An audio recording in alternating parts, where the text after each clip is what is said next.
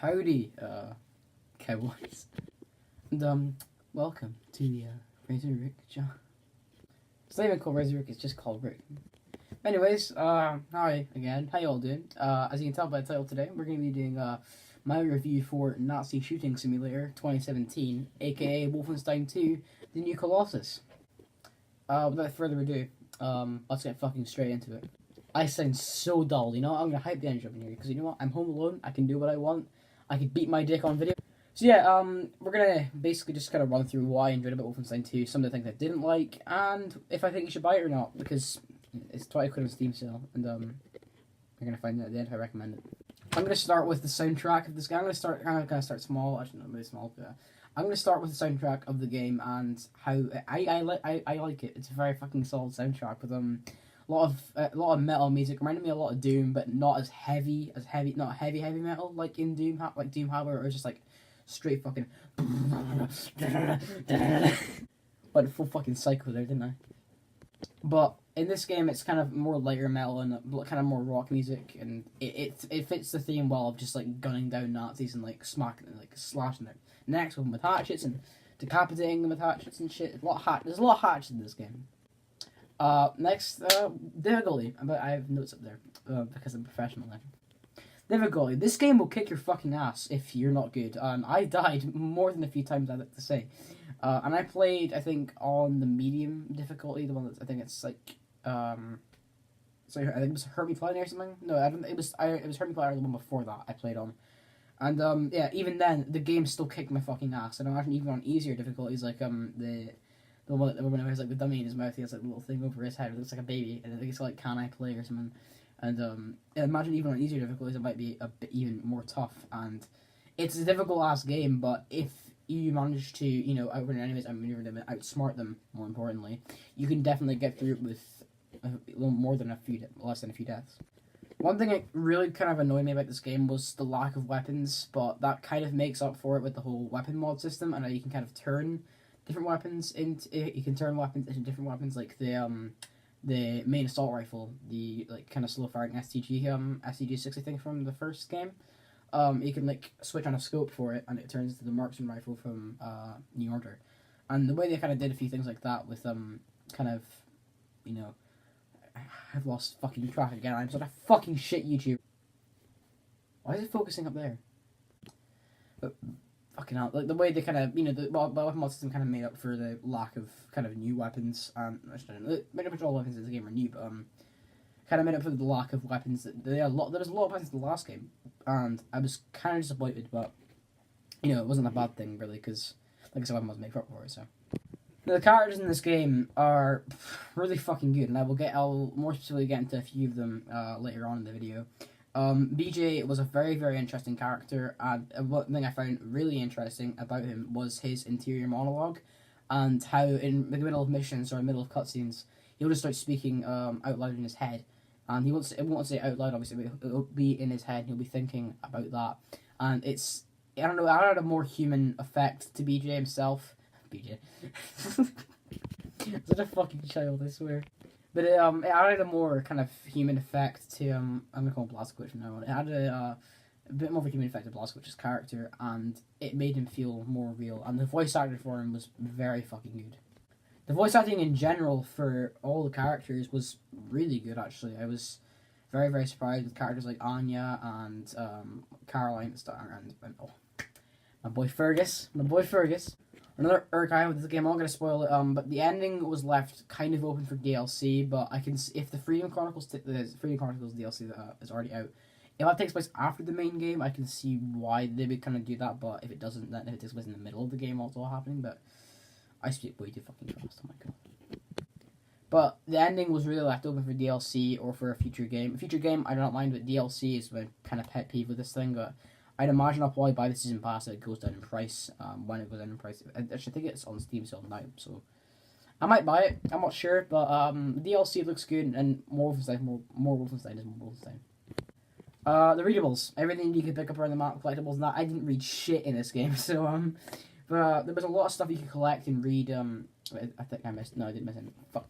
There's a lot of shit you can grab around, and you can have a read of it, and you can listen to audio logs, I think, as well, and a whole lot of stuff to grab and give you a bit more interesting bit on the backstory, which I personally don't myself. I'm really just fucking guessing this, but I'm assuming it does. Don't take my fucking word for it, but I'm gonna guess it gives you, you know, some bit more backstory and information on your enemies and things like that. It'd be just, I didn't really read anything. Hopefully, I can find a way to read it in like menus and shit. But a lot of shit to read. This game definitely doesn't take itself too seriously, and that's a very, very good thing about it. Humor was some humor was very dark. Some humor was like, you know, now he's talking about I killed this guy and I dug his eyes out with a spoon or some shit. And some of the humor in it is very, very dark, and some of it can be very, very light, and it's very, very jokey. And some of the characters that's what they integrate humor into them very, very well. And the characters themselves, like I said, are fucking great. And I keep repeating myself. So yeah, the humor in the game itself is just great, and how they managed to execute it perfectly into an incredibly dark dystopian universe like Wolfenstein, with the Nazis literally taking over the fucking world. Now, we cannot forget about my fucking boy Fergus. Fergus is a Scottish character in the game, and literally, the moment I saw him in New Order, I freaked my shit. Because I was thinking, we finally get some Scottish representation in a fucking video game. And it's a video game about killing Nazis. Like, it doesn't get any better for us. Like, I'm gonna give personal thanks to Machine Games and Bethesda. Thank you so fucking much for finally giving me a reason to rant to people and say, I have a fucking representation in a video game now. You can go fuck yourself. Also, yeah, like my new shirt. I now have a higher IQ than all of you because I watch Rick and Morty and I have a Rick and Morty t-shirt. To be fair, you have to extremely high IQ to watch it, but fuck off. I have like 2-sided pages of notes. I'm actually getting good at this. Now, the villain, Triangle, was incredibly weird and very fucking strange, but was incredibly sinister at the same time. Like, she's done some fucked up shit. Like, if you play the start of the game, and like from the end of the game, the whole life of the game, she's a fucking oddball, and she's also offered fucking heat. So yeah, she's a bit of like I said, weird ass villain, but a very, very good one at that. Like I said before, the voice acting in this game is some of the best you're going to see in gaming ever, period. It's absolutely fantastic. All the characters play their roles really, really well, like I said. Especially the people that stood out to me the most is probably Frau and Blasco, like I said, and Fergus. Because they just portrayed it so well, and they all played their characters amazingly. Like, there was of course, the evil villain, the fucking psychopath, and then there was BJ, who was the fucking, like, not really nutcase, more or less, the hero, the resistance fighter who was going around just trying to save the world. And there was Fergus, of course. Fergus, I just have to think before Fergus, he's fucking Scottish. Now, finally on to the gameplay, and the gameplay in this is fast-paced as Doom, if not even more fast-paced, because you can run like a fucking madman. You're faster than Usain Bolt in this bitch. Like, you got like cybernetically enhanced legs and shit, and like also late into the game, okay, I should go to spoil for it. You get like cyber enhanced legs, that fucking like weird armor suit thing. You can run so quick, it's unfucking believable. And also that stuff you can unlock later in the game, like the battle walker and the battering ram thing, and the thing where you can like turn into like a fucking snake and slide through shit. That's where, God, I'm gonna call some shit for that, aren't I? Another thing that really interested me about Blazkowicz's character was his past, and you find out what he's fighting for in the game, and it really pushes you forward to go for that length to win, and finally kill that evil Nazi bitch Frau Engel, and just so you know, because you know what you're fighting for, and you're fighting for the future of his kids, and you're fighting for the fucking American freedom. You're fighting for everything is on the line for Blasco, and can you fucking not, mate? The story for this game, as per usual with the last Wolfenstein game, was really fucking good, but I still think New Order's story was a bit better. But this game it's all about revolution. It's all about putting the fire back in the American spirit and getting people to rise up and fight and stop the Nazi war machine. And you're the head of that pack, and you're going to lead everyone to victory, and you're going to fucking kill some Nazis. Also, another thing this game did very well was giving an insight into alternate history and how they did it so well, and how literally this could have been a thing if the Nazis won the war. This is what the world could have been like, or would have been like, and you see how dark it would have been if it wasn't for the brave soldiers who fought in World War II, World War One, and all across the world. The world could be fucked up as it is in Wolfenstein, and it's crazy to think that the world could be like this or similar to it. Can my phone please shut the fuck up? Like I said, it's fucking madness to think the world could be like this, and it's all thanks to the brave people who fought in the wars and saved us and saved the whole world from Nazi fucking domination. I'm not going to go too much into this, but the game's visuals are, of course, like usual. Bethesda games, they always get really fucking praise, so They did a good job with the visual in this game. Looks pretty, looks very good. My game was run on, I think, high settings. I was gonna go ultra, but I didn't want to lose my frames. I had like a solid, I think, 90, and I didn't want to go lower than that, so I just kept it high, so I could just guarantee that sweet smoothness. What the fuck's wrong with me? Am I up for a third game? Yeah, definitely. I fucking love a third Wolfenstein game. Well, technically a fucking seventh one, because there's been a ton of these games. I'd love a third Wolfenstein game too. Hopefully, if not a trilogy, would be great to cap it off. And maybe it's like Wolfenstein fucking saved the world. Like you're just going everywhere and you're just destroying the Nazi war machine once and for all. And then BJ is like retired and he's done and like everything's finished and BJ lives because I want him to live. And Fergus lives, more importantly. If BJ dies, I don't like that. I don't like that at all. But if it means if I can either save Fergus or save BJ, I will be saving Fergus. Sorry folks, but Fergus fanboy, tried and true right here. Also, I think this game did very well was the whole like giving you that kind of feel of freeing the USA and like I said, starting a fire back in the revolution, and it's they did that really well, and it's another thing. And last but not least, I think one of the better things this game did, 100% definitely, is I say better things, but everything this game did fucking amazing in pretty much every single department. So but the way they did that kind of like tour of the USA, where you just go all around the US and just cities that you would know and love. Like I've been to New York, and seeing it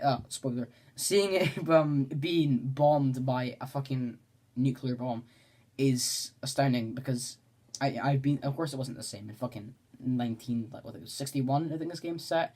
Not the same then as it is now, but like it's weird to think that it could have happened if the Nazis won the war, because it was like a main resistance hub for everything after the Nazis won the war, and they just fucking bombed it. Got my phone, shut the fuck up.